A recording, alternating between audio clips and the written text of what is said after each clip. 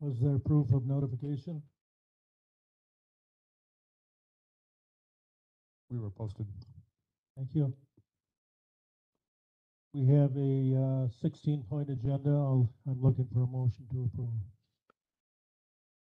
Mr. Gotchel, seconded by Mr. Carroll. I know he was going to second as soon as he got his mic turned on. So. Yeah. All those in favor of the agenda signify by saying aye. Aye. Aye. Aye. Opposed? We have an agenda. Previous minutes. If I hear no corrections, changes, I'm going to declare those approved as published. Report updates for a financial planning decision worksheet, Mr. Langrick.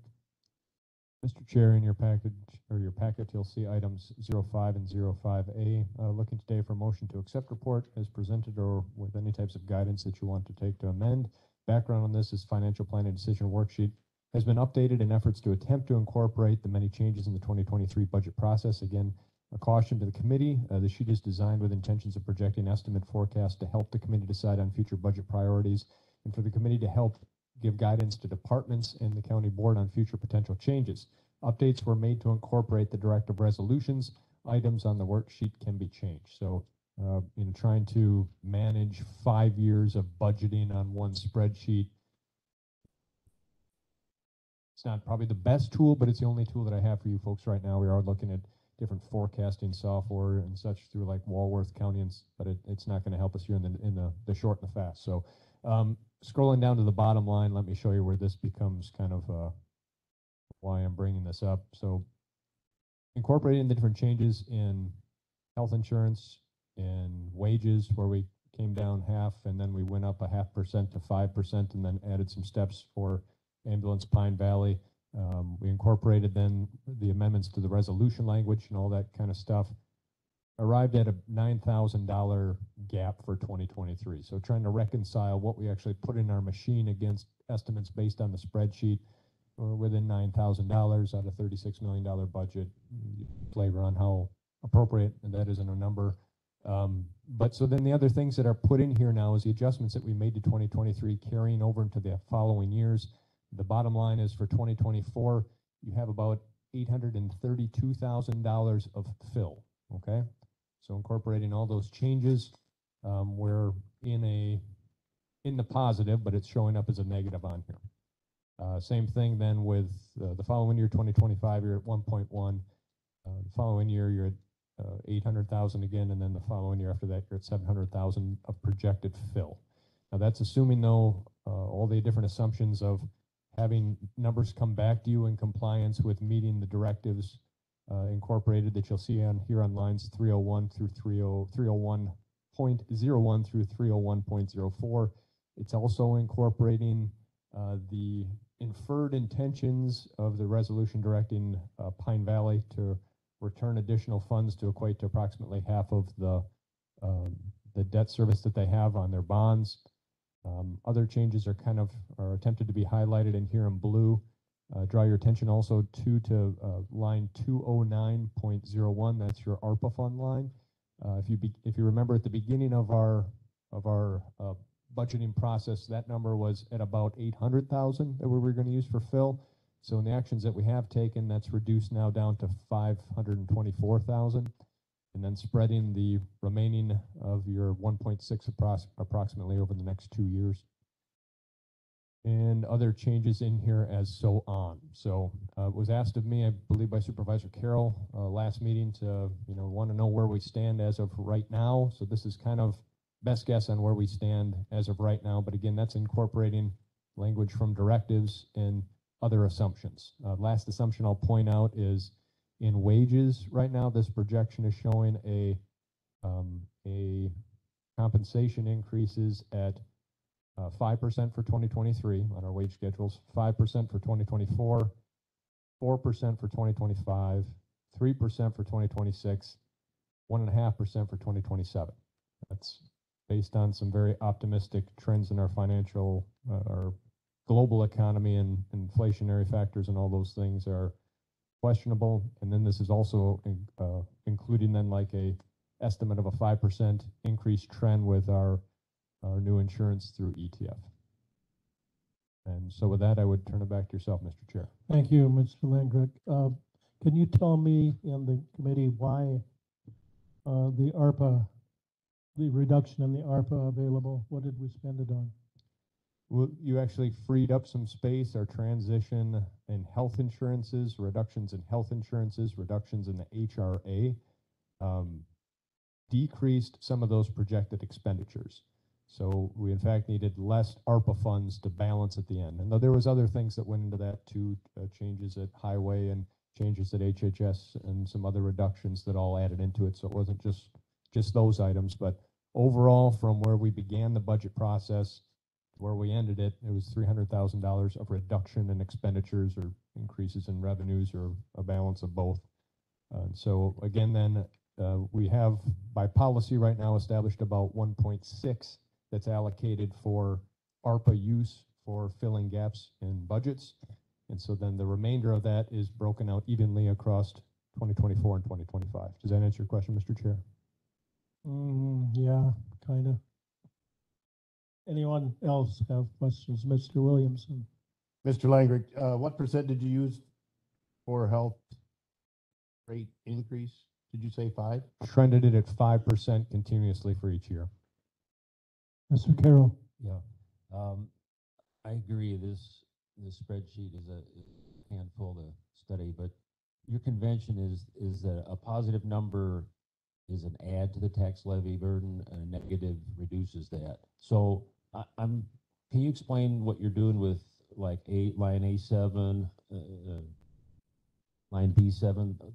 I'm not quite following that. Up on the top, we're looking at Yes. A7, B7. So these numbers up here on A7 is revenue and reimbursement from adoption. So this is Pine Valley. So this is accounting, and the question posed to them was how much of a levy impact will this have on you? And their response back was, we think we can absorb this in revenues. So this as allocated as it's not going to be a direct levy impact for budgetary purposes, but then that leads to the discussion like within Pine Valley of we know that, well, there might be less return on funds that we can ask coming out of bottom line from total revenues received. So it's still a positive. It's a positive flowing from revenues, correct, to offset it, but the expenditures still impact their bottom line in how much money available they may have to return to us. Okay, thank you. Does that answer it, or is that just dance around it? Let me chew on that. Well, it's an accounting game. It's where we're trying to balance it up here, and then we're trying to account for it on a different line later on. I'm not sure we don't need to take any action on this exhibit. I think it's here to show us if we incorporate all of the reductions as proposed, this is what it will look like. Is that correct, Mr. Langrick? Correct. With the use of ARPA funds as proposed, all the other current proposals in there that have not been implemented, meeting the directives as given out to committees, this is what it looks like. It doesn't include the responses back yet and conversations that we're having right now and the changes that we're going to adopt. Try to account for what might run into a referendum. Becomes another spreadsheet equally as easy to read, I'm sure. I believe, as I've stated before, the purpose or the goal, function of this committee, Finance and Personnel, is to deal with the reality of our finances. And I think it would be incorrect for us to count on a referendum at this committee. However, we'll get into discussions on the specifics now as we go along. One more thing, Mr. Yes, Chair. Mr. Williamson. Clint, are you planning on figuring out a way before this goes to full county board to the 920398, where you're gonna, do we have to be at 0? balance even by when you propose this to the full county board, I assume next month, right? I'm not tracking. Well, the $9,000 that we are, I guess we're not short, are we? We're plus on the 92. Right, right. And I would shy from saying that we want to take this to county board and adopt it as some type of a policy or plan for the sake of then going back to amend. And again, the intent of this sheet is to give the best projection that we can to help with two sets of setting the next year's budget and trying to figure out best actions that we need to take with departments and with our committees on shaping those future budgets. I think it's best served as an administrative tool at our level and looking for your guidance on things that you want to adjust with it on which we are kind of doing through this response to the resolution process. So that's kind of my take on it. It is a guide to help establish the next budget and following budgets, and to the extent of giving folks a heads up on where the trends look like they're going. So, moving on, we've got this document. Keep it in mind, keep it at the ready, because we'll probably be referring back to it in further discussions. Correct, and it will change, Mr. Chair. It will change. You want to go into the personnel things, or should we? I wanted to talk about future meetings. And while I had everyone here, I don't know if we're going to have a quorum throughout. Hi, Gary. Good to see you. But why don't we talk about that? What agenda item this is? Item number 11, Mr. Chair. Number 11. Okay. Yeah. So let's talk about number 11, just getting people here. So, Mr. Chair, provided you tonight is a copy of the schedule that we're using. Again, this is not policy. It is not established and voted on or established by any ordinance. This is just our best list right now of tracking when meetings are happening in a recurring fashion. It's to help kind of guide the decision on when you folks are available best for a quorum, and that kind of combined into when we think we can best support that with administrative staff. Right. No, I know Gary had a conflict last meeting with Parks.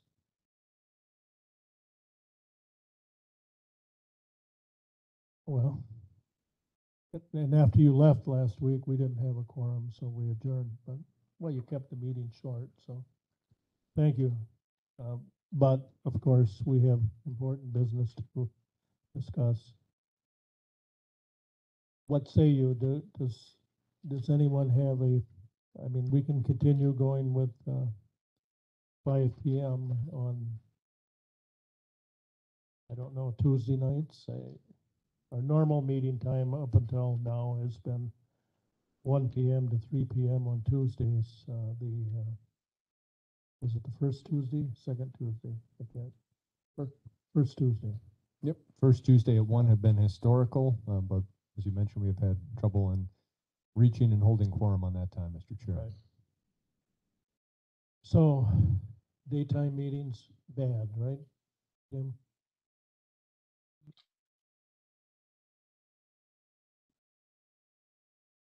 Yeah, I think in general, after 3 p.m. is favorable.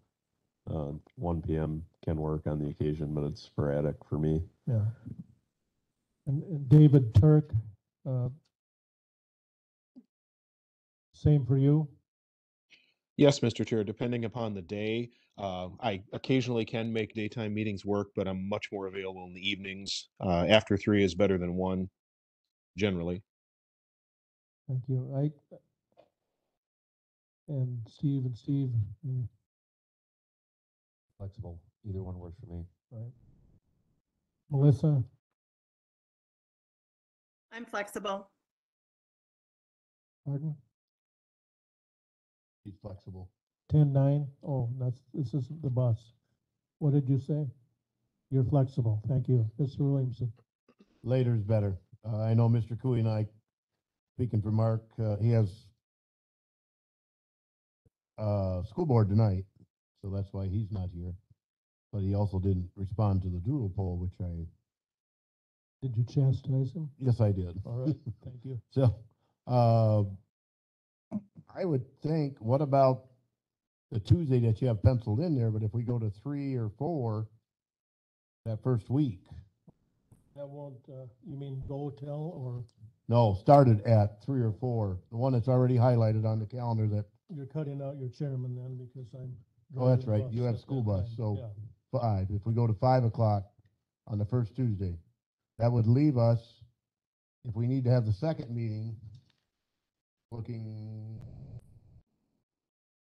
the fourth Tuesday, if needed. It wouldn't be before full county board, but, and really that would only be a week before our next regular scheduled. Who's waving up there at me? Barb? I just want to mention that MIS is trying to support all these, but our hours are 8 until 5. So every time we have a night meeting, we have overtime in our department. And I have to get someone that's willing to do that. We have not been able to fill the halftime position, so we're down help. And we will do our best to support you. But I can't make promises because if we have ad hoc on Monday, put this in on that Tuesday night, we have county board another Tuesday night, and then we have this another Tuesday night. I mean, it's getting to be so much after hours and overtime hours. And my staff can't take off the time that they currently have coming to them, let alone comping it. So we're going to have to start paying it out. What was your last comment? Start doing what? They can't, and over- we have to start paying out the overtime instead of taking it in Paying comp. overtime. Yeah, okay. Okay, having heard that, anyone want to weigh in differently or the same or? We have to have a quorum, we have to have a meeting, so I don't know. I like the daytime meetings, but I can't get people here, I can't have them. I think we'll go with the 5 o'clock on first Tuesday then that Steve has recommended. He has not made a motion, but perhaps he will. Yes, I will make that motion we'll try it for the month of December and January and see if it improves. It's nice to have it on this sheet so that you can look, and I know Gary would like to have a sheet like this. I put it on my computer. I know Mr. Cooey puts it on his computer at work as well, but I would move to change our finance and personnel meeting to 5 p.m. the first Tuesday of every month, starting in December. Do I have a second? Mr. Manning. Okay, the motion's been made. Now actually I'm looking at my calendar. I don't have a fancy one like you, Steve, but it works. 6 p.m. I've got already penciled in on the 5th or 6th of December. I don't have all I have is 6 p.m. I don't have a meeting identified. I think that was this meeting. We were talking about going with 6 rather than 5, but I can make 5. All right, we've got a motion before us, 5 p.m. on the first Tuesday starting in December. And a second. All those in favor signify by saying aye. Aye. Okay, we're down for the first Tuesday. Thank you for the discussion. All right.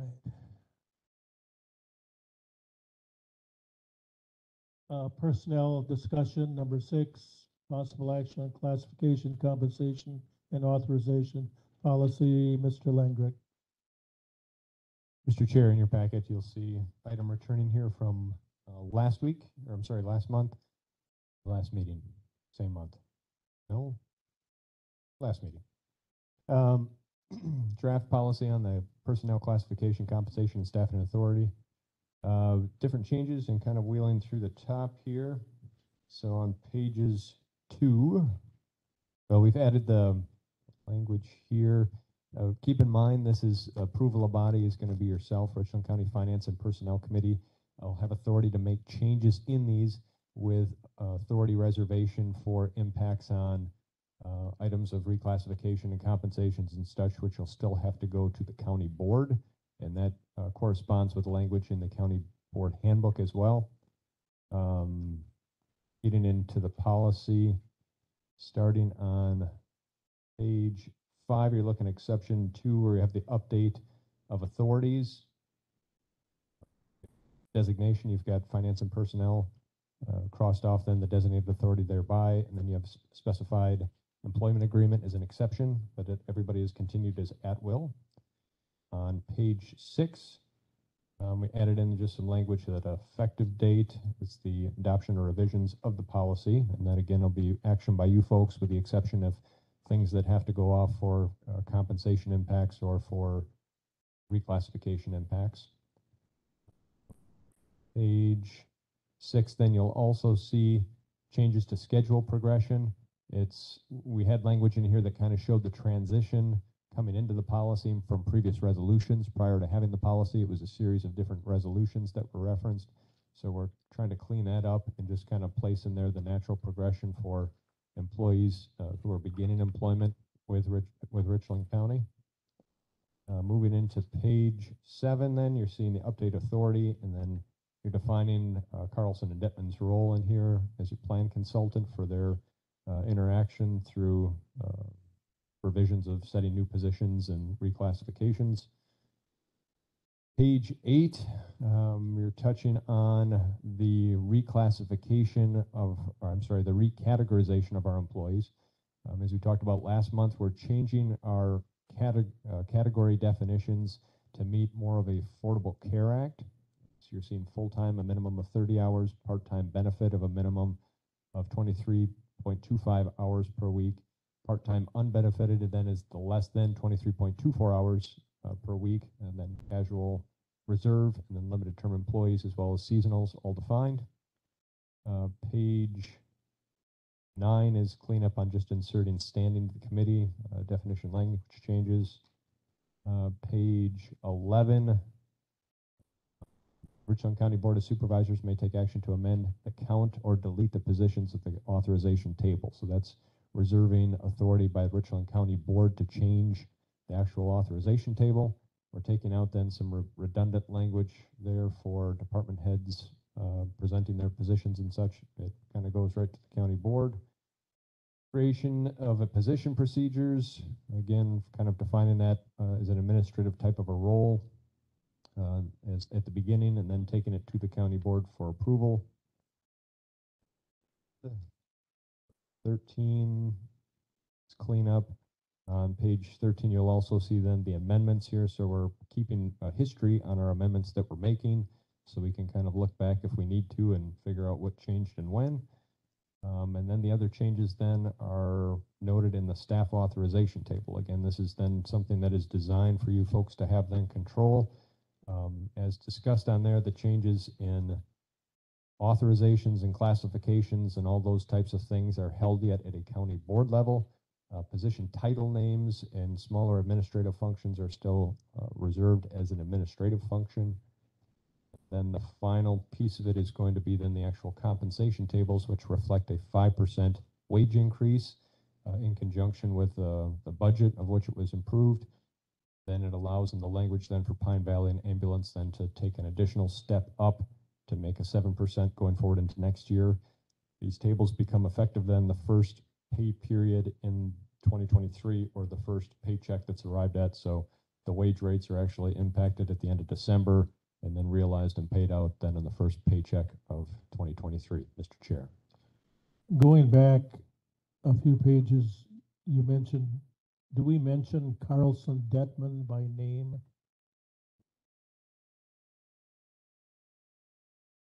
Yes, I believe so. And is that wise to, isn't that more or less working them into our whole compensation plan, which I realize they're a big part of it, but what if they change their name? What if we decide we want to go elsewhere? can do a policy change, and that's the whole point of the premise of it, is that you control that through a change here. Is everyone comfortable with that wording? Yeah, I was gonna ask it, at what time what year was that study done? Before my time, but it was. I think 18, I believe. A study in 2017, effective 2018, is that? 17. I got on at 16, and they did the study prior to me getting on at 16, so it was either 14 or 15. Hmm.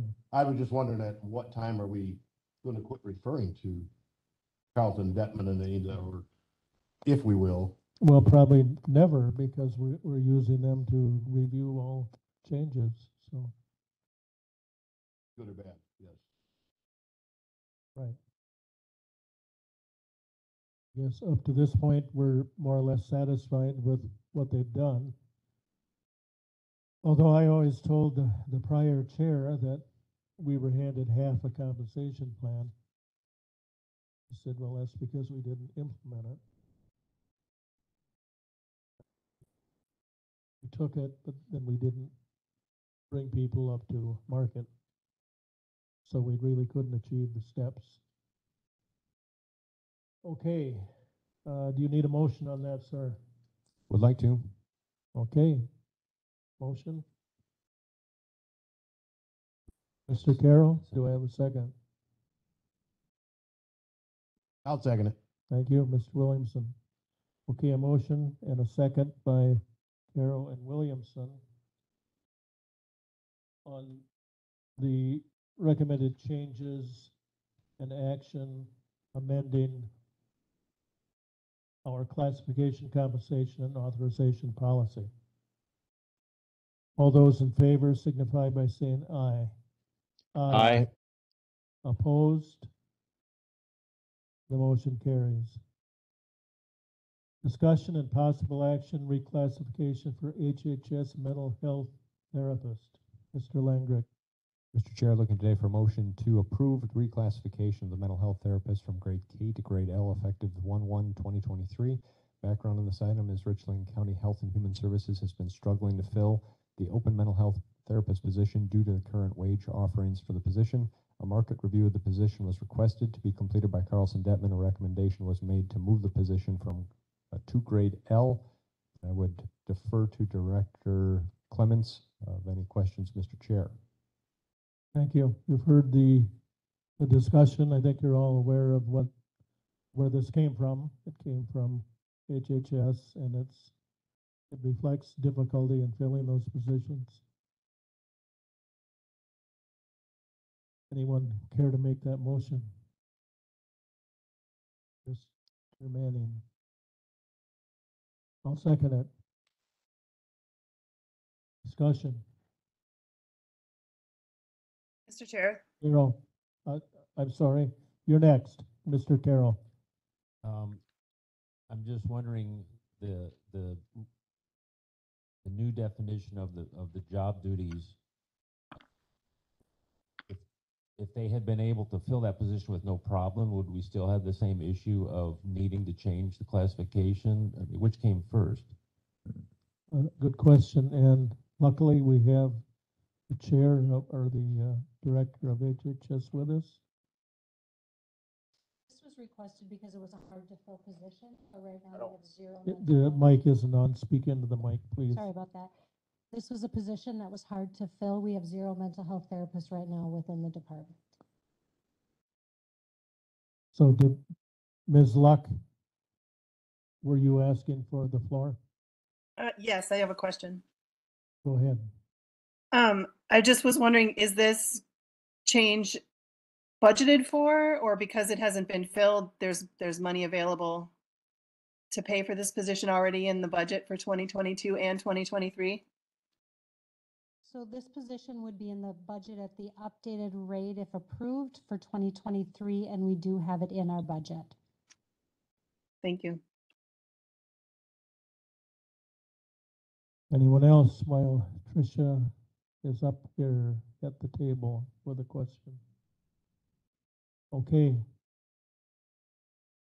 You've heard the recommendation. Do I have I guess we have a motion and a second. Mr. we Chair, can I'm vote sorry, I on have it. another question. All right, go ahead. How are these services currently being provided? Are we contracting with someone that is costing us more than having this position in-house? So what we've been doing is referring people out to agencies in the community. Some people are able to find a therapist in the community, others are put on a wait list. And we pay for those services when they, We do not pay for those services, no. People Okay. are paying for them through their insurance. do we charge their insurance when they see our mental health therapist? Yes, we do. Okay, thank you. And is it easy to make an appointment for these services? Within the community? Yes. It's difficult. There's usually wait lists to be connected with a therapist, so it does take time to get in and see someone. Mr. Carroll? What do you feel your prospects are for filling this position with the new classification wage? We're hopeful it helps, but I don't know. That's all I can say. Okay. All right, heard enough, ready to vote? All those in favor signify by saying aye. Aye. Opposed? All right, the motion carries. Financial Fund 75 policy discussion and possible action on amendment of policy. Mr. Langrick. Mr. Chair, looking today to amend the policy, and again, the policy was set up to kind of be a control mechanism for you folks on deciding on where expenditures are going for Fund 75 and 92. Here, so project, kind of like the financial tracker has become a busy type of a spreadsheet type of a thing here. So we're trying to answer essentially 4 questions with one document. Where was the original appropriations? What is the expenditure? How much is still remaining? And then the reappropriations.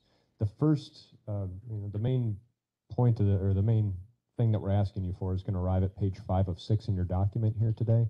These are the new expenses that we're asking for your consideration to be reappropriated from the Land Conservation Dam Project, DAM project. The reallocations towards the items there that you see on the left, we're looking for some expenditures at the courthouse, including siding, windows, paint in the first floor. This was for the ambulance space, now repurposed for zoning and land conservation. Updating the signage in the building. UW copper top boiler project. The air circulator fan, gym boiler, gym broken water pipe in the shower, and then the water fountains. And this is a request coming to you from the Education Standing Committee from not the meeting today, but from last month. They've asked for this appropriation. There's a note on this. We'll probably have to come back and amend it because some of the expenses are already kind of coming in over quote, and they think that they might have to take water fountains off of this. And then the last bit of asking for repurposing is we have these alternate projects on the bottom here on the bottom right. So you'll see following the reappropriations of these expenses, you're left with approximately $43,552.78. The other recommendations making here today is the electric door, ambulance ceiling. They're trying to work on their projects and doing it in-house. There might be additional expenses, but trying to set that at $9,800 to allow for that. 911 grant match of $4,200 for the, is it the NGB or is that the PSA one? One NGB. And then contingency on windows of $4,289. So if those expenditures came to realization, you'd still have about $24,000 of Fund 75 to expend out. Do keep in mind that this fund is open until March of next year when we do have to have all things expended out of it and have the money closed up. So action today then would be essentially would be approving the expenditures that you see on the left side column and contingencies of seeing fit on the bottom right, Mr. Chair. Thank you. I guess my question is the dams. How can we justify not spending the money on them? So the projects were not going to be able to get completed in time by March of 2023. So with things were starting to get lined up, and then we had a staff movement with Ken moving to Vernon County. He was kind of point on it. It put us in a lull, and now to try to get engineering work and that project's completed by 2023 is not feasible. Okay, thank you. Okay, it's creative use of Fund 75. You've heard the Mr. Chair? dilemma. Yes, Ms. Luck? So it just made me think that now that we have land conservation and zoning in the basement offices, there may be some issues with handicap accessibility that we may need to address. I know that there's been some concern about how steep the ramp is coming into the building. So I guess I'm just saying maybe we need to look at that kind of stuff to address with any of the remaining money. Yes, and I think there's probably sufficient funds left over here to help with that. Yeah, I just want to make sure that You don't it's want to be left accessible. out, right? You don't want to be left out. I agree. Well, and we have an employee who needs accommodation, whatever we can do. So yes. Yes, yes, absolutely. Okay, Mr. Carroll? Yes. So I was wondering what our plan would be for the dam. We don't have another funding source for the dams right now. If we're going to inject them in the future, it would probably be something that would come out of a short-term borrowing, is how I would visualize it. Do keep in mind, these were supplemental dams. There are dams in place, and these were further up the catch basins and up the flowages to try to do those. So I would be ignorant in speaking out of turn on how much risk we have in avoiding these types of things. But as far as a funding source, it would have to fit into a short-term pie. I can Okay. touch on it if you want more information, Mr. Carroll. Go ahead, Ms. Luck. So our original plan, like Administrator Langrick indicated, was to put some dry dams in above some of the dams that we do maintain, with the idea that the more water we can slow down above the dam, the easier and it will be to maintain our own dams. And it just, because of Kenny quitting, it just wasn't going to be feasible to get done in the timeline. Our dams are appropriate. They work now. This was just an idea we had because we have so many large flooding events, in the past 10 years. It was an idea we had to help mitigate some of that. So if more funds come available, we'll try again. Thanks. Okay, we have a second, I believe, do we not? Oh, I'll take I'll a make the motion. motion. And a second? Mr. Carroll. Motion by Williams, and second by Carroll. Shifting some Fund 75 funds. Mr. Chair, Yes. I'm confused on, excuse me, what was planned and what we're shifting. Is this all new, or have we shifted all of this to new designations? Mr. Langrick? Yes, the appropriations that we'd be approving today would be some additional expenses, because it gets further complicated. We originally had monies for courthouse windows, and some of that was reappropriated off for different projects, I think including like courthouse or the courtroom kind of improvements and some other improvements. So we're trying to come back now and fill that original need. So it's a back and forth type of a thing. But the appropriation, the slice of the pie, if you visualize that we're using, is the one that was put towards land conservation supplemental dam appropriations. Which was, I believe, 50,000? 100,000? 100,000. Okay. So for the UW campus, for example, we had planned on doing boiler work. We had not. The exceptions are the ones that were kind of on there. We reused those funds. Now we're coming back, and it's growing as a priority again. Would be like the courthouse windows is one there, and then I think the heat exchangers was out of like a Fund 92 that we kind of took off for one, and now we're adding it back in. The ones with UW campus are identified projects that we have known that have been existing, I believe, for a while, but we're not funded in the 2.9. asked to be funded now because they're breaking now.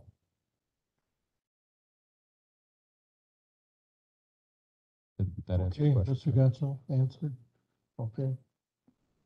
All right, we want to shift some 175 money around. All those in favor signify by saying aye. Aye. Aye. Opposed? Okay, we allowed it. Discussion and possible action on recalling CDBG funds from Housing Authority and dissolving of committee. Mr. Langred. Sure, let me put up my documents here, 1 second. Mr. Chair, looking today for a motion to recommend resolution to the Richland County Board to request recall of defunct CDBG funds from the Richland County Housing Authority and to dissolve the existing CDBG committee via recommendation to Rules and Strategic Planning. Background on this item, the Richland County Housing Authority has acted as curator of funds of a legacy CDBG program that is concluded and also has acted as secretary to the county CDBG committee. Both the county and Housing Authority have sought guidance from state and federal agencies as to our understanding these funds' purpose and disposition have outlasted the intended purpose. At this point, these funds are considered defederalized and available for use at the county's discretion. Requesting these funds be returned to the Richland County with intentions to use these funds in continuing county support of Richland economic development. This coming year, I will be requesting Richland Economic Development prioritize community and workforce housing in Richland County. Amount to recall, there is a total of 87,000. I'm recommending though that we leave 13,000 with Housing Authority. Purpose of that being to cover administrative costs that they have covered for that committee for us. They've been taking it out of Section 8 funds and concerns if there's not money there of showing what they've apportioned towards the county's CDGB funds, we could have an auditing type of an issue, leaving then a recall of $74,553.63. With this request, the county would ask the Housing Authority to release to include any interest in properties which may have been serviced by or indebted to the program. The county will assume any and all responsibilities for the administration of these assets and the necessary title and recording work. The county will take ownership of any outstanding loans or grants, including obtaining necessary title reports and negotiations with homeowners. Please provide the county with all property, loan, and mortgage files at the time of the transaction. You'll see then the letter that would be going off to the Housing Authority is included in there with the iteration of much of the information that we just had, as well as then the formal resolution that would go off to first to Rules and Strategic Planning as they kind of control your committee structure and the dissolving of this committee, and then off to County Board for final approval. When and if there's a need for a CDGB committee, it is something that we can restand up again through Rules and Strategic Planning at that time. Mr. Chair. Thank you. You've heard we actually have a resolution wording here in front of us. I'll entertain a motion.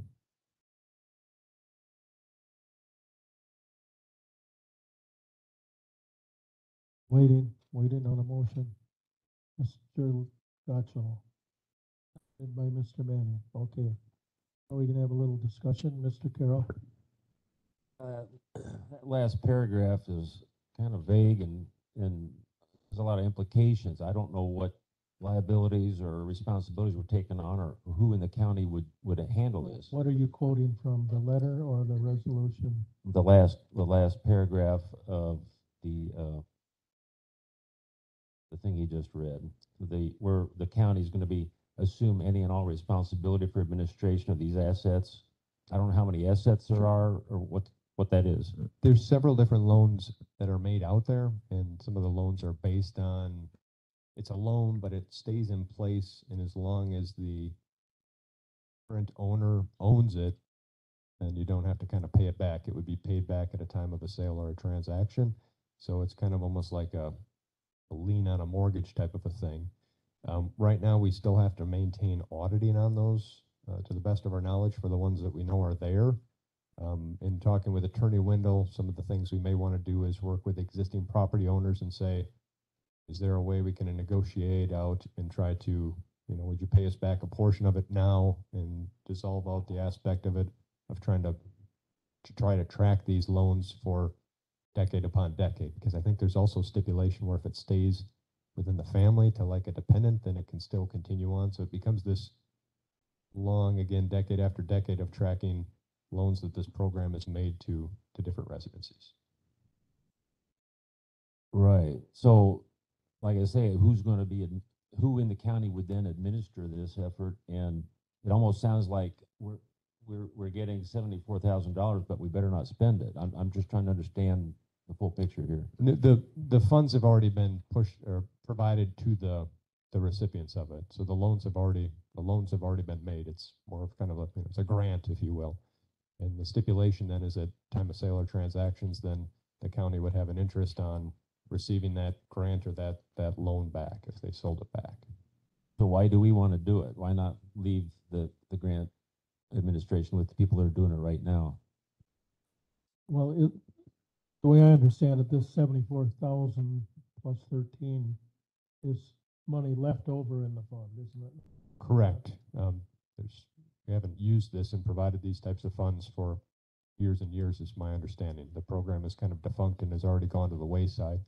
This pot of money that was provided down through the federal government through HUD at some point of yesteryear it's sitting there. It hasn't been touched upon decades. And so now it's defederalized, if you will. So it's already kind of built into the budget to procure these funds back, use them to maintain our relationship with economic development next year, and essentially pay for those program expenses for next year.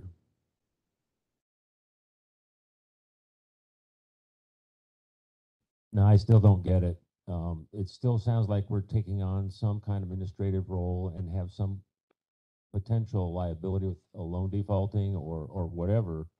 And so I'm not clear on what we're taking on here.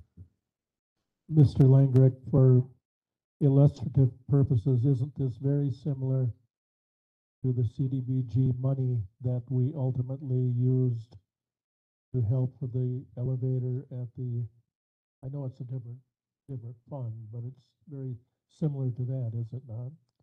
It's through CDBG, but it's not at all the same for the sake that was used for very specific reasons. Right. This is money and funds that came to us several decades ago to help with issuing out grants for different housing types of initiatives and programs of that nature.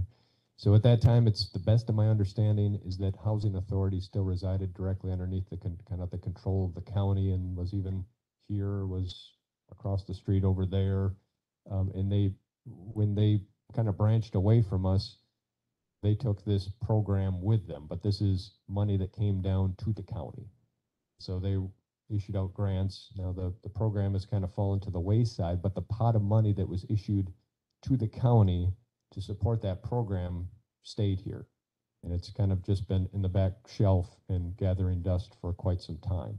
So it sits an account right now that the housing authority has the authority and the checking book and all that kind of fun stuff for it. But it's just sitting there, and they're not using it, and the program that they would have used it for has already expired and is gone. So it's a pot of $87,000 that is county asset that we still have audited in our books. That is, at this point, there's no stipulations that it has to be used for those purposes anymore. It's a discretionary type of a fund that can be used. So the intent of this is to call those funds back, to plug them into our gap for operational expenditures going forward into 2023. The administrative strain that would have to go with it is we're not going to be issuing out any types of more grants with it. It would be reviewing the title deeds that exist that are against any types of grants and loans that are out there. And then, and I've had conversations with Attorney Wendell. I think he's got a list of those. And it would be then, it would either be monitoring them until some point tomorrow or decades from now when they sell that property and say, well, you have to pay that grant back now. Or it would be working with those property owners and saying, you have this lien against your property based on this grant. You want to negotiate for a reduced amount to get out from underneath of it. The county would get a share time now, and then we don't have to audit it anymore. And then at the point of sale, whether it's tomorrow or decades from now, it's free and clear. Does that kind of further illustrate it? I'll be honest, I'm not understanding the full steps and the extent here, and it sounds like a reasonable thing to do, but I would have to understand what the original program was, how many loans, all that before I would fully understand. But I'm gonna for this, I'm gonna trust that you and our corp counsel have studied it and have assessed the risk. Thank you. And yes, I have submitted these documents to Attorney Wendell to review prior to this meeting as well. Mr. Chair. Yes, Mr. Gatto. Clint, do you happen to know if 10 years down the road, one of these assets is sold and we're asleep at the wheel and don't get our money back? It's not like we're paying that back to the feds or something. It's just money that would not return to us? Correct. It would not return to us as the Okay. person that distributed it, correct? So we have limited liability other than we could get some money back when those assets are sold.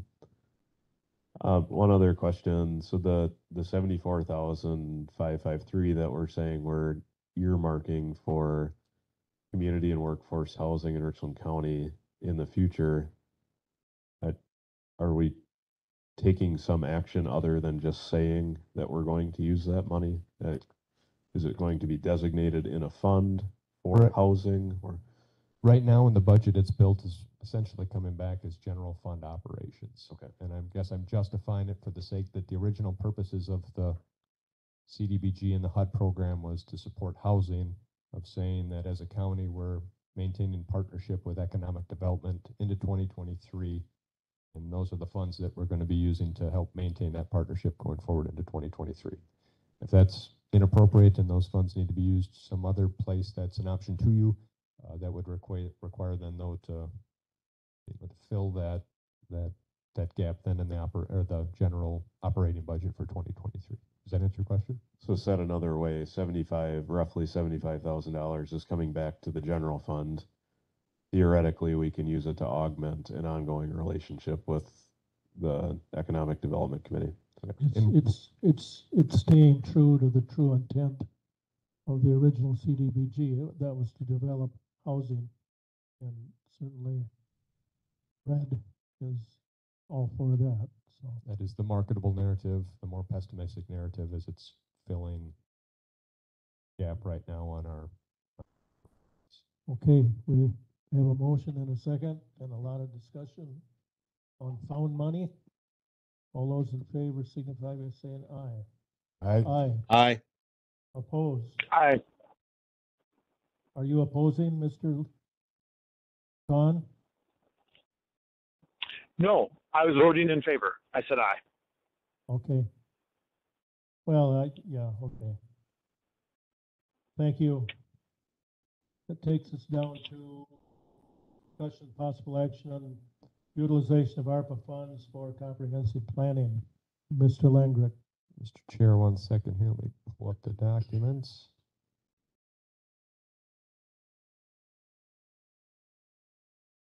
One more.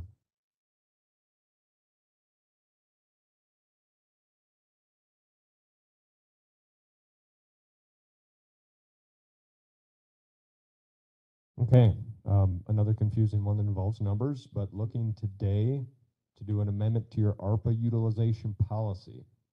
Looking to reduce an apportionment that was in place for your emergency medical services comp study, $25,500.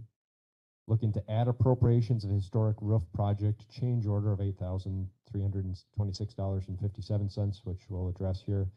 And looking to add an appropriation amount of approximately $17,173.25 up to a non-decided type of amount if there's a window there. And then if we have to make some types of overages, will impact historic roof project, item 9, number 3.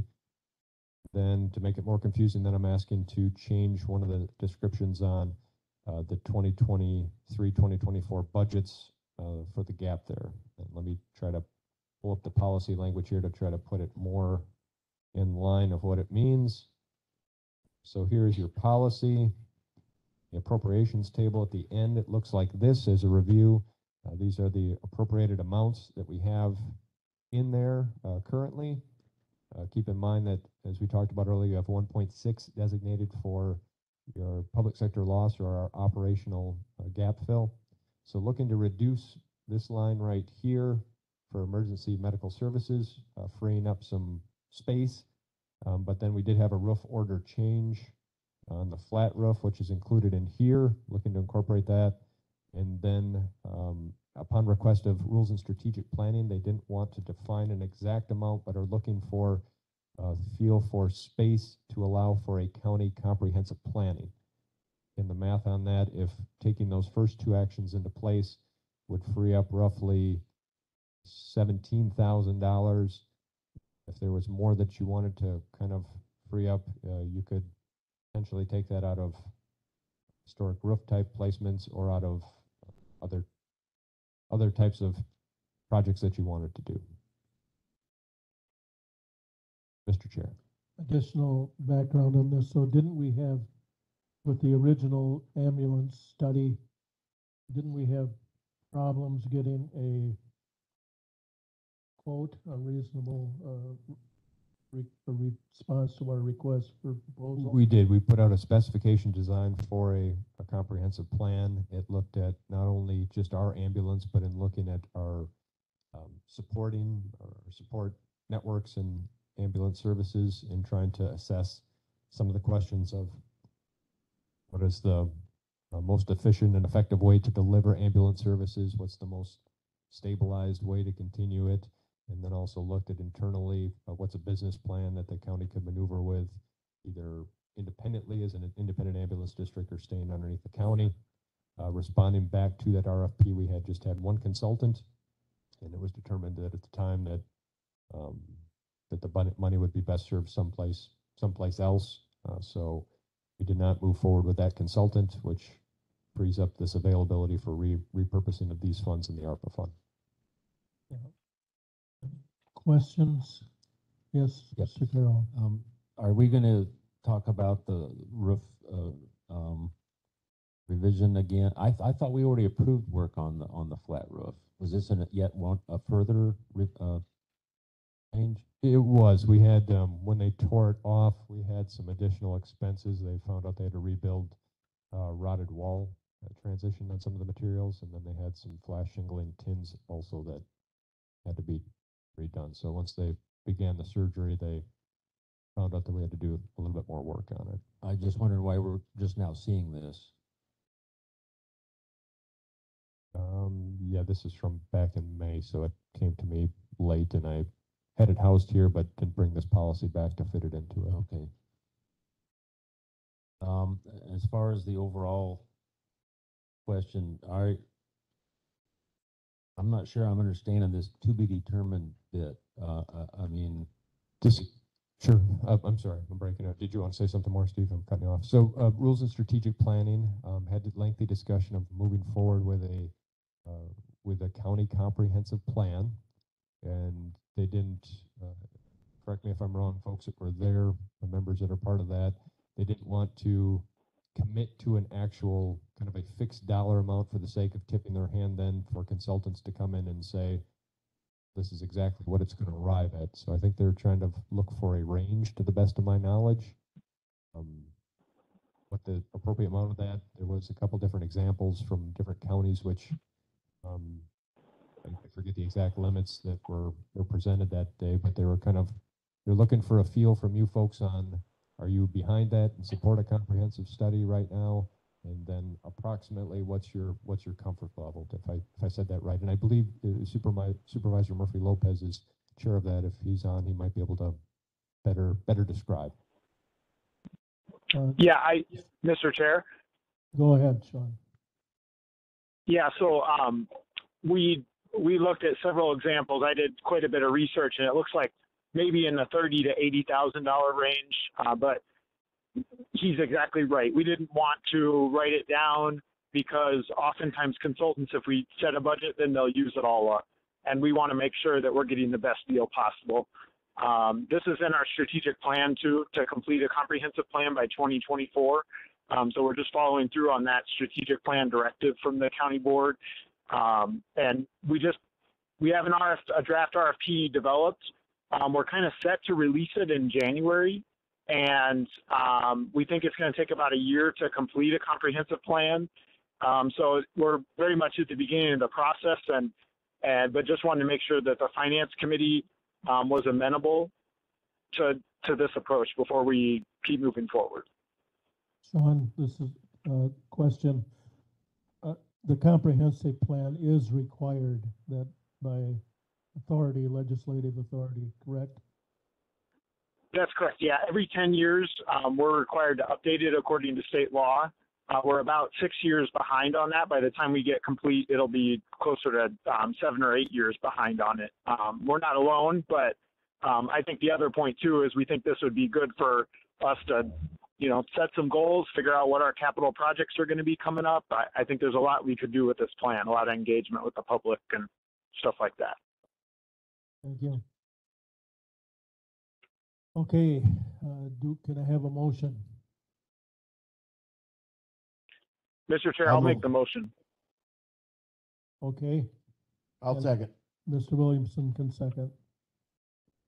Okay, we're not using the funds for an ambulance study, but we are gonna use them for develop a comprehensive plan. The Director of Emergency Services is well aware of this and suggests that the money will be better spent doing the latter. So, did I say that right? Yes. Yeah. So maybe to say it a different way, what we're doing here is kind of starting a line item, and we know that the total is uncertain, but this is to help start that fund. Okay. Yeah. All right, thanks. Okay, all those in favor of the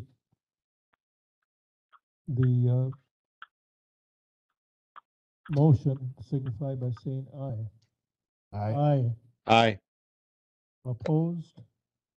Okay. We have it. Okay, that brings us to number 11, doesn't it? And we handled 11. So that brings us to number 12, but what I'm going to do,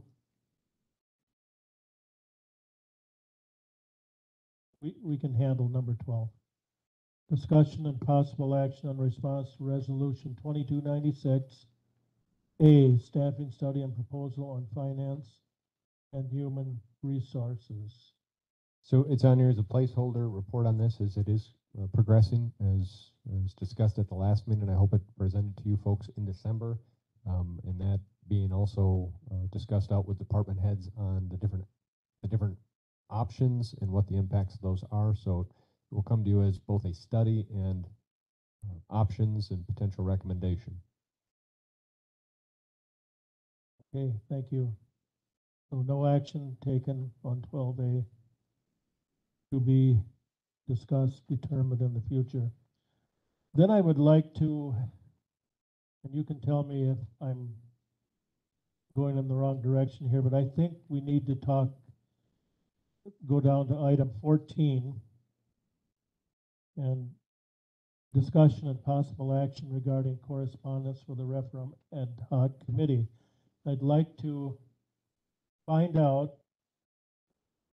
and try to get a gauge on just what the ad hoc referendum committee needs from us before we discuss the responses from above. And if that's appropriate, I'd like to call on Sean Murphy Lopez to lead that discussion, if you would please, Sean.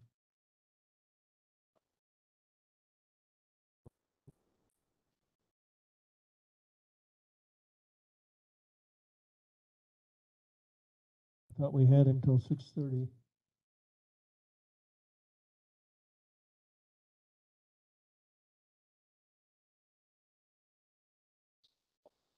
Yep.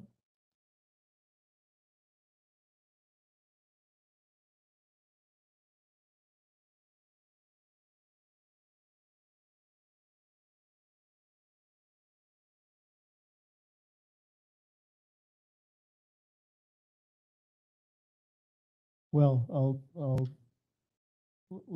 let's discuss number 14, and I'll give the floor to anyone caring to comment. Mr. Williamson, since you had your hand up. Yeah, no. Nothing in our folder on No, 14? there's nothing in our folder, I don't think. I didn't find anything. No. Mr. Carroll might have some information. Yeah. Mr. Carroll. Okay, Thanks, Steve. I'm in the same boat as chairman here. I'm still trying to understand the sequence and the relationship between the ad hoc committee steps and this committee. Decisions have to be made, and how much of that happens here versus what the ad hoc committee assembles and submits to this committee is still being figured out, frankly. right, and this is the way I look at it. We've gotten responses back. And and generally, the responses we received back have said, we really can't do anything. Or we don't want to do anything, or it's under review.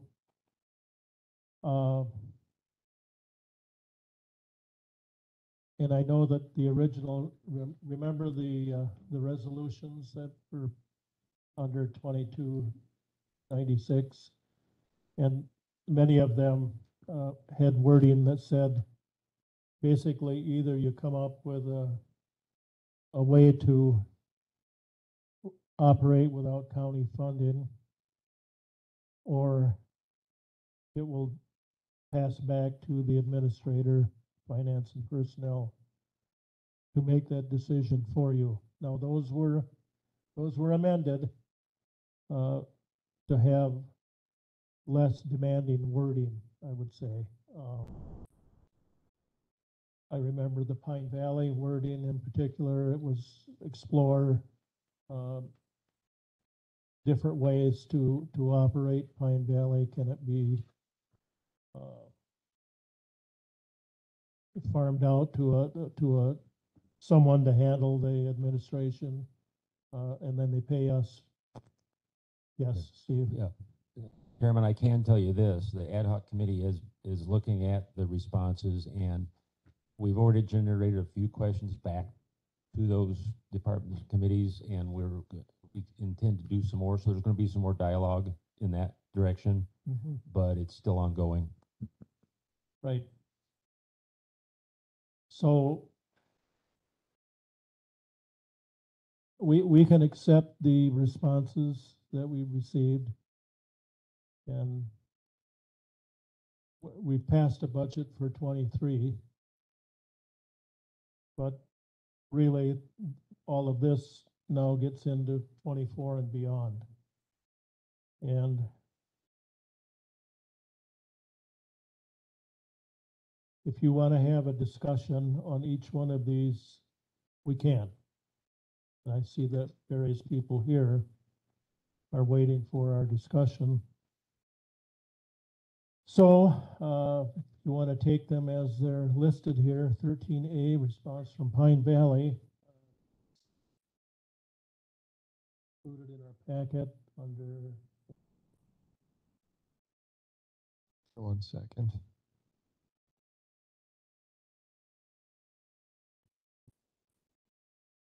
I guess it isn't, is it? So, yep, we have and so now, correct me if I'm wrong, Tom, but no, this hasn't formally went back to ad hoc committee who asked for this response. So it's kind of put in here as a preview on just, this is what the Board of Trustees anticipates on presenting back to those questions asked of the ad hoc committee. So again, we kind of touch on the appropriateness of who should make comments on them type of a first, but just so that you're aware of it, this is the response is put in there underneath item number 13A in your folder.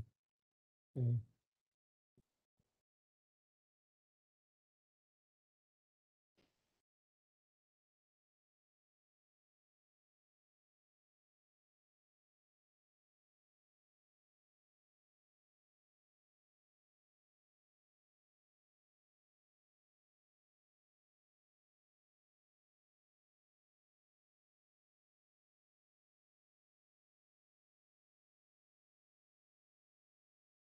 And if you want to get into this discussion, I'll summarize, paraphrase, and Tom, you correct me if I'm wrong, but Tom was asked to show how Pine Valley can develop half the nut being the amount paid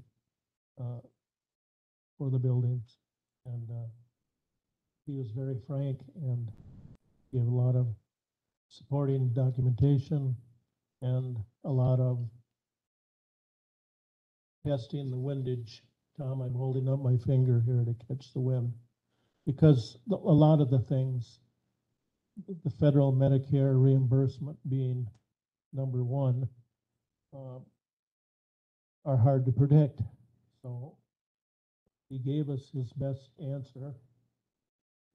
Basically, if Pine Valley were to return an amount equal to half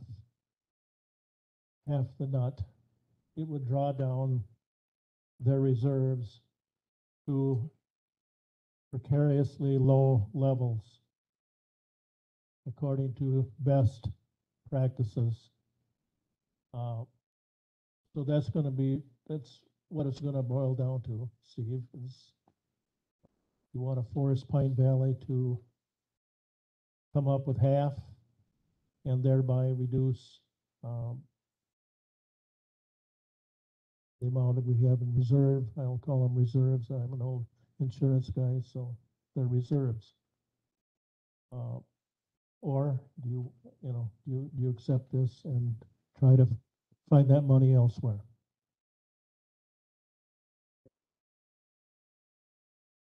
Anyone take exception with that, or willing to let the response go to ad hoc and see how they respond? I'm all for that. Mr. Chair, Yes, sir.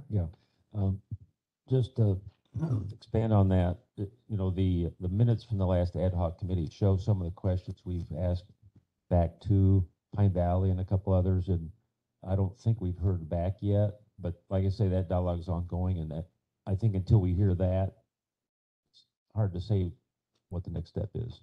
Okay.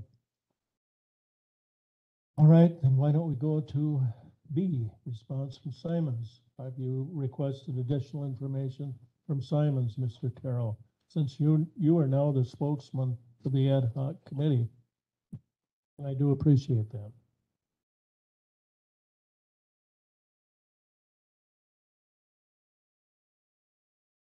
Which one did you ask next? Sorry, which? Simons, B.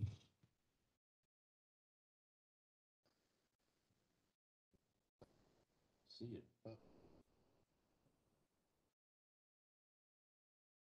What? No, but we have your original report somewhere, maybe Yep, not in. that's in last month's. Yeah. We didn't have it in the one for this month. And I'll paraphrase again, if I may. Tracy did due diligence and tried to find out how Simons basically could be privatized or placed under the direction of a foundation or become a YMCA or and I asked her one additional thing that I told her I would like to see as a discussion of perhaps taking over the gym from the college and working up a possible financial, report, what could be made. So she did that. So that report is with us, and I guess it'll be up to this committee, and we don't have to make that decision tonight. But going forward, do we want to continue funding Simons? Trying to make eye contact with you when I say this. Continue funding Simons as we do, or cease funding.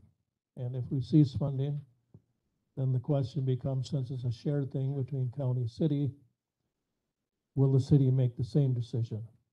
And that would be a terrible, terrible tragedy if that were to happen, because Simons is a vital and integral part of this community.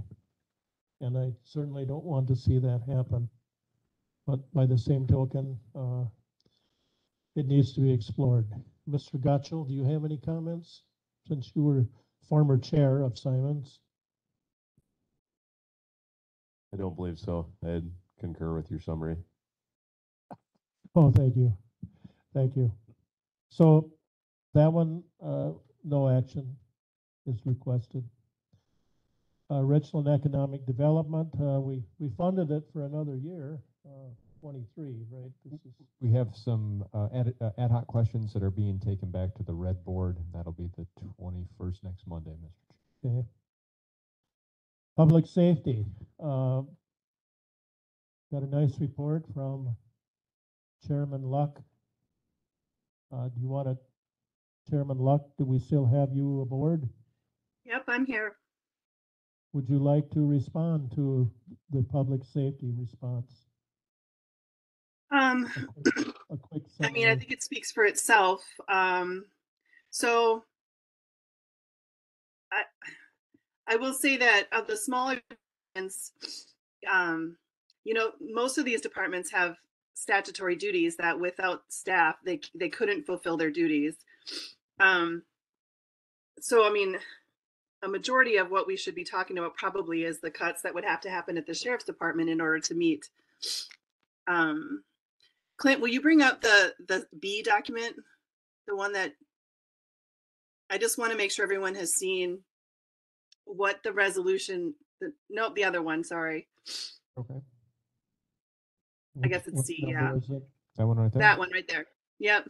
So, I mean, if you look at these numbers, you know, if you look at the 2022 levy budget and then the second to last column, I mean, most of their budgets are getting cut, you know, not in half, but almost in half. And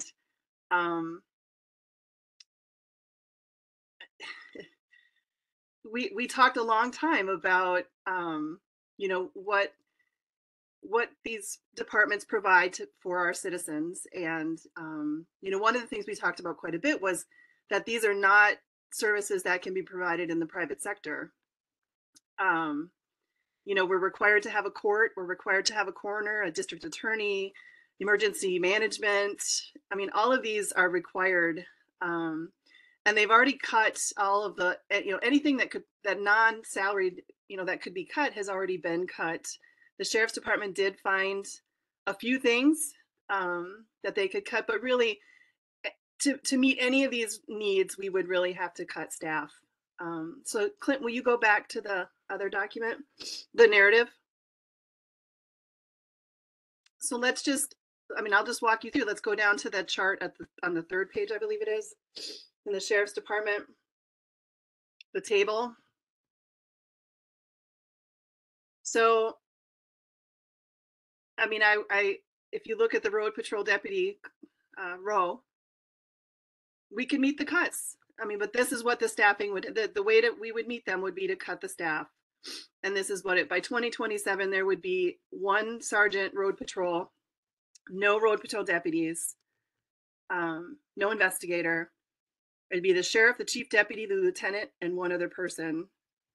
And we can't cut the jailer dispatcher positions because the state jail inspector, I've been in contact with him, and if we cut even one position from the jail, he has indicated that he would probably close one of our blocks, which would mean we'd have to house those inmates out of county, which gets very expensive very quickly and would negate any savings we might have hoped to find by reducing a jailer dispatcher. So really the brunt of these, because the county board does have the authority to set the number of deputies, other than the chief deputy, that's a statutory position.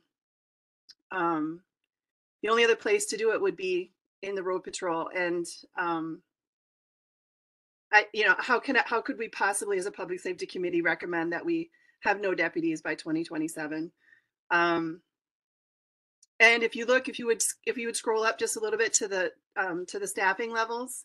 So we did do a little, the sheriff did do some research into staffing levels. Keep going up. Oh, I'm sorry, go down. I'm sorry. Next part, yeah, right here. So we're already at that, you know, we have 1.33 officers per 1,000 residents, where you can see the national and regional averages, and even Richland Center's average are much higher. So, you know, we're not overstaffed. We're understaffed as it is at a current level. So so that's what we put in there, what we would have, you know, we put in the numbers of what it would take to meet what we've been asked to do. But at the end of the day, I think the feeling of our committee was that asking the portion that was assigned to the public safety committee really doesn't make sense when these are all departments that have statutory functions that can't be provided by nonprofits or in the community in other ways. So, you know, I was asked, well, where should we cut then? And I don't have that answer, and it really bothers me that I don't have that answer. But yeah, Melissa, yes, I realize and I understand what you're saying. What I have a question about, though, is your recommendation at the end of all this, saying we don't recommend that any of this be placed on a referendum. right. So we talked about there. Right. Okay. So we talked about that for a really long time at both of our meetings, and the logic is that if we were to put deputies on the referendum and it fails, then we would have to cut those deputies, and we were not comfortable with that idea because we're already understaffed in providing our public safety. So we can't risk putting them on the referendum, because if it were to fail, we would have to follow through and cut those positions. Otherwise, what would our citizens think if we go to them and say we're going to cut deputies if you don't fund us, and then it doesn't pass and we don't cut them, then we've lied. And so that was our logic, was that we can't put something on the referendum unless we truly intend to cut it, and we don't feel that those positions can be put at risk like that. But I think that this, I certainly want to see the ad hoc referendum committee look at your recommendation, and in their discussion and their familiarity and their research on referendums, this, as you stated, black or white may not be the case. Maybe there are nuances, shades in between, is what I'm saying. And I Right. guess So I'm talking about an operations referendum as opposed to number of deputies. But go ahead. oh, so you're saying that they would not define what positions are, but I thought we Yeah. had to kind of define that. Well, I don't know. I'm not an expert on referendums, so I would refer that, I guess, to the ad hoc committee, but I certainly want them to consider your response and the public safety. Mr. Chair, can I say one thing? Yeah, I'm glad you're back, Sean. You disappeared for a while. Yeah. Yeah, and unfortunately, I'll have to drop off after this because I've got a work meeting that starts at 6:30. But Hey, fire away. I just wanted to say that and I think Supervisor Carroll pulled out this from somewhere. I think I heard it too. And I'm not saying we should have public safety on the referendum. We need to discuss that at the referendum committee fully before making a recommendation. Right, and But you I think will it's discuss important. it, will you not? You, just because they say we don't recommend any of this be placed on the referendum, doesn't mean that you guys won't discuss it. Is that correct? That's correct, because there's several committees coming back to us saying, no, we can't do this cut or we can't do that. And we have to discuss it all. But I just wanted to mention that I think I heard there were something like 16 public safety referenda on the ballot in November in communities across Wisconsin, and 13 out of the 16 passed. the work meeting I'm going to is actually for a community north of La Crosse that had a public safety referendum. So this is, so many communities Yes, are getting pass. boxed into They this pass. situation. I'd be interested in the 13 ones of that the didn't pass. Yes. Yeah, so I just wanted to make sure that's thrown out there, that and obviously we got to take this very seriously, and we're going to be meeting next Monday about this. Next Monday, thank you. Well, I don't want you to think that finance and personnel is derelict in our duty, because we want to give you what you need. And I asked you, you weren't on, but I asked you about what you were looking for specifically from this committee. And We just need the, Mr. Chair, we just need the reports so we can go through them, and then we'll be making a recommendation back to this committee. Thank you. Okay. And we'll move then down to veterans, and I don't know, do you have any comment on that one, Clint? I do, further clarification reviewing from the last meeting. So this is what they've come back with. They're looking at reduction in per diems, reduction in their benefits specialist possession beginning in 2025, unless it's accepted through a referendum. It's proposed for a referendum, and then reduction in commissioner's mileage as well. First and last item are kind of in conjunction with the restructuring and becoming one Health and Human Services Veterans Board committee. The additional funds in these budgets for a separate commission felt that we shouldn't have to have a use for those. So then the other expense is a staffing, which would be a reduction of approximately 21 hours, I believe, that the benefit specialist works each week, leaving then just one full-time position compensated at 35 hours per week, Mr. Chair. Yeah, and I know that the veterans, the report there said we don't recommend that this ought to be part of the referendum. This one we still have on is the position being included into Okay. the referendum All right. to fund it. Okay, so that one goes to the ad hoc committee.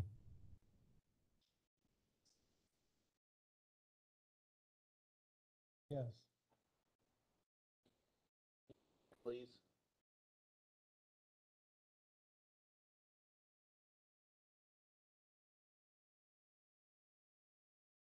So, Mr. Chair, before we move on to the next response, so several of us are here from the public safety. I know that our chair, Melissa Luck, has already submitted the proposal.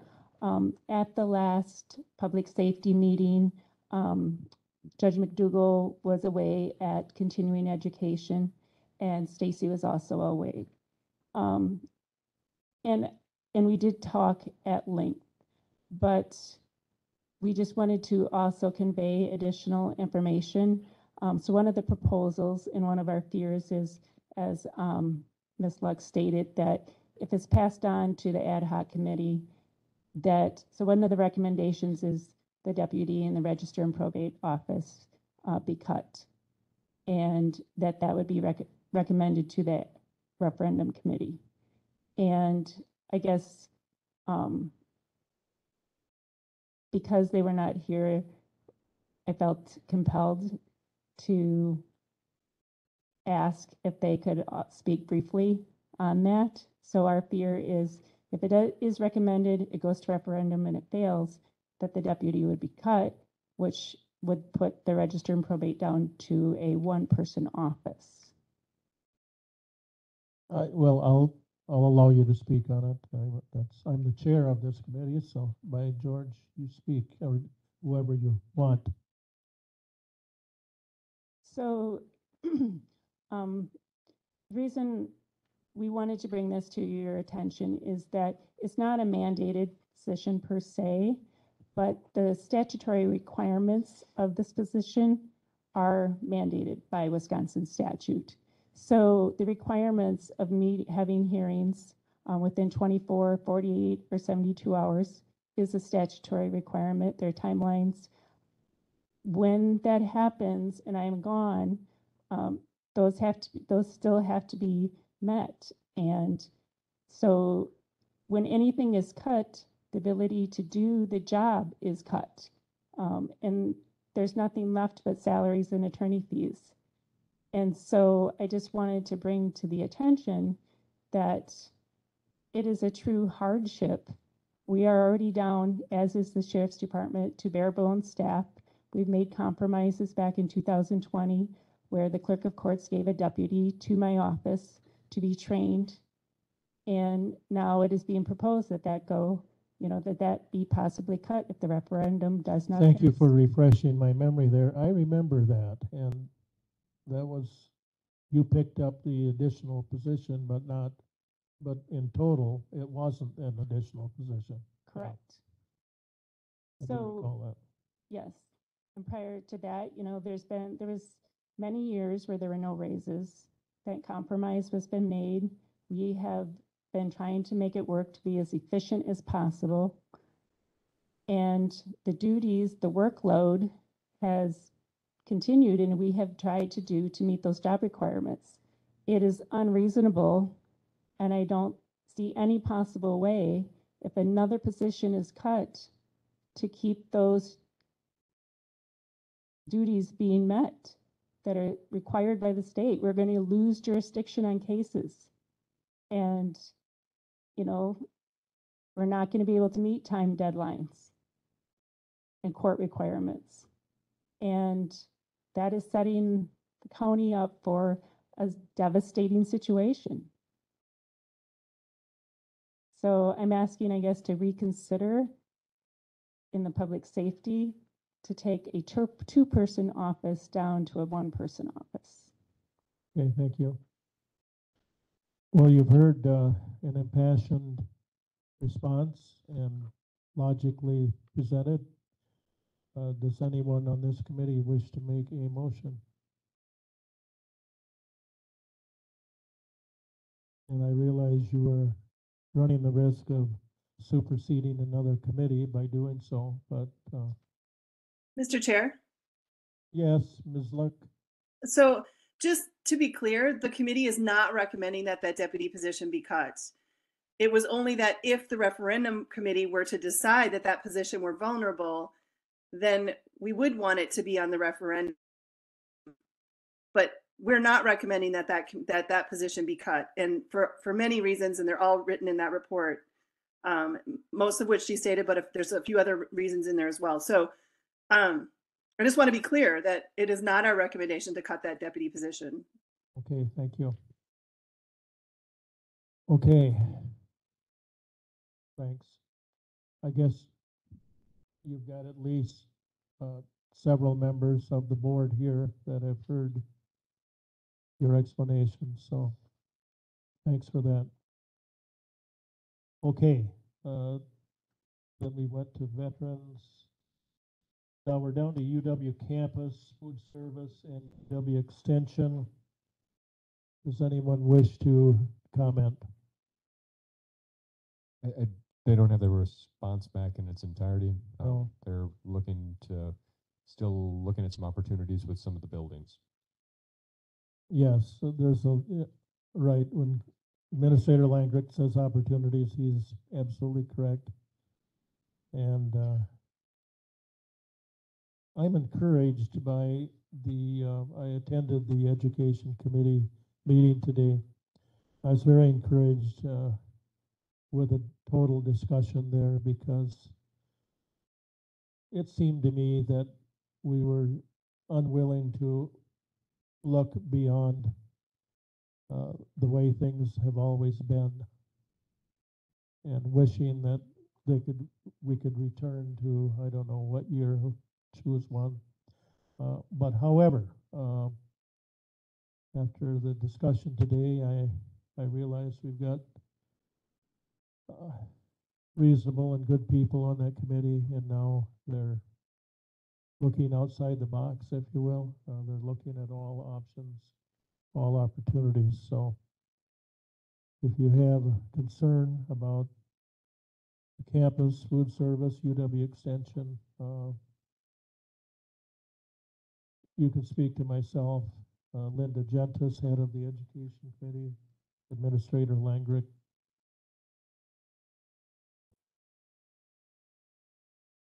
Maybe that's enough said at this point. Land and zoning, anything there that we should discuss? So, Mr. Chair, we had discussion on this one last year, or not last year, last meeting. I Seems think like a we- year ago, but yes. Emotionally, yes. So we had discussion on this with Chair Luck from that committee. I don't think we took any types of actions at the end of it. I'm not sure if we made it all the way through before quorum broke. Supervisor Luck, was there additional points that needed to be made from this response? No, nothing's changed. So you were recommending no changes, or? We're recommending that it can, I mean, we haven't made any changes since last week when we talked about it. Okay. All right, so, okay.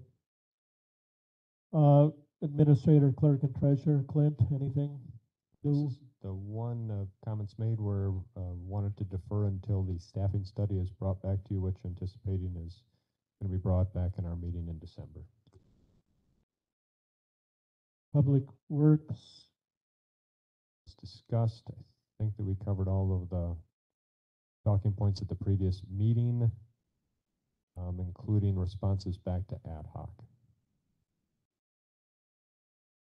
Public Works is a tough one because the amount we spend on Public Works and typically roads is indexed to the amount the state gives us for general transportation aid. The less money you spend, the less you get, and it's a 5-year average. So you can't just start pumping money in, which we've tried to do with our short-term borrowing. It doesn't make it up the next year. You gotta wait about 4 or 5. It's a long game when you deal with the state. So I'll just say that about that. Fair and recycling. Response has been received back, and I believe we do have Coordinator Doudna. If you can maybe, it'd probably be better if you tried to walk us through it versus myself stumbling through it, if we could do that. Just to make sure I've got the correct document here. How are you, Carla? I'm good, thank you. How are you? Well, good. Good. Last time I saw you was at the fair, maybe. Yeah, I'm better since then, thank you. Okay. I guess I don't know if anybody has any questions, if you've had time to kind of review what the committee has proposed. Well, I'm going to ask you to summarize that for me, please. Okay.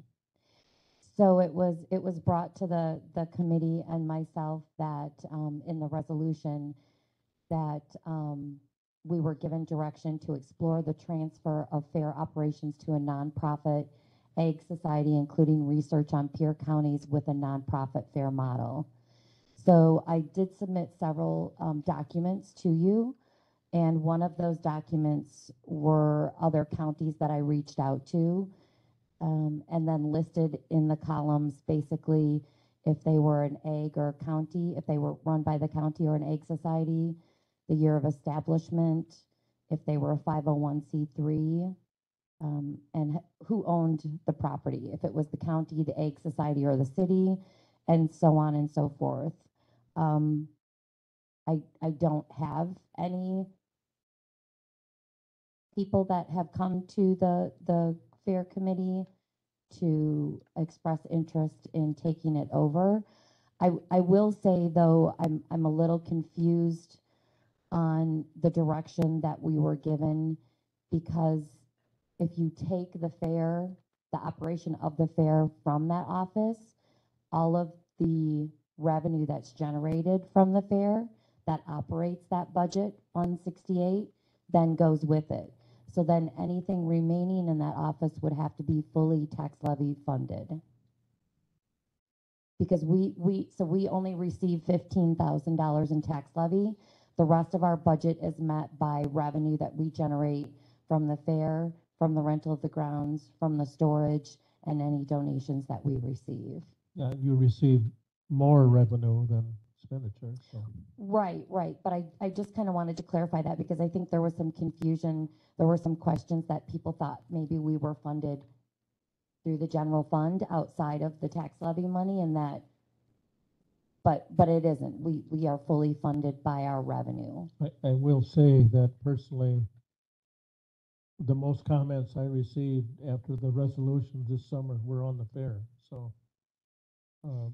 Yeah, I mean, I'm hopeful that we can move forward and find a resolution and I think and what we've presented is basically it's kind of been in the talks for the last year or so with the transition of the parks into that committee and taking that over and taking that part-time position and bringing it into that department and then generating some revenue from some events that we're able to possibly create. We do have 3 tentatively scheduled for next year that we're hoping that will be revenue generating.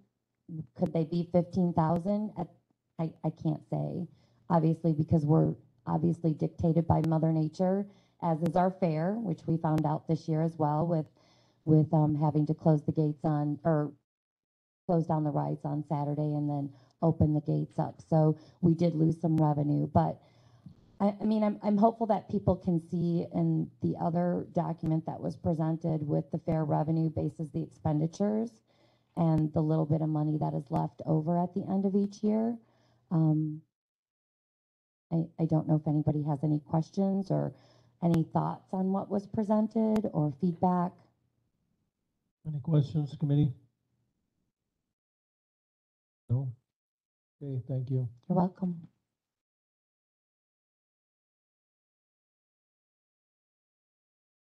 We've talked number 14, I believe. I don't know if we still have Sean. I don't think so. Okay. He's gone to work. 15, future agenda items. Mr. Chair, You are there. Go ahead. no, this is Commissioner Elder. Oh, sorry, Josh. Yes, go ahead. Yeah, not a problem. I just wondered, did you guys have any questions for Public Works Committee for everything we worked on? We've got the chair of the committee right here, so I don't have any questions, but Okay. I was just making sure everybody understood Barb and my responses. we did. Okay. Thank you. Thank you. Thank you for attending. Future agenda items, and I imagine all of these things will be carried forward for more discussion. But basically, we're waiting now for ad hoc to look at the responses, make a decision as to possible items for the referendum, if there is a referendum. If no one has anything else, I'll take a motion to adjourn. Mr. Manning, second. Mr. Gottsel, all those in favor of adjournment to, once again, December 6th at 5 p.m. signify by saying aye. Aye. Opposed? Aye. We're adjourned. We're adjourned.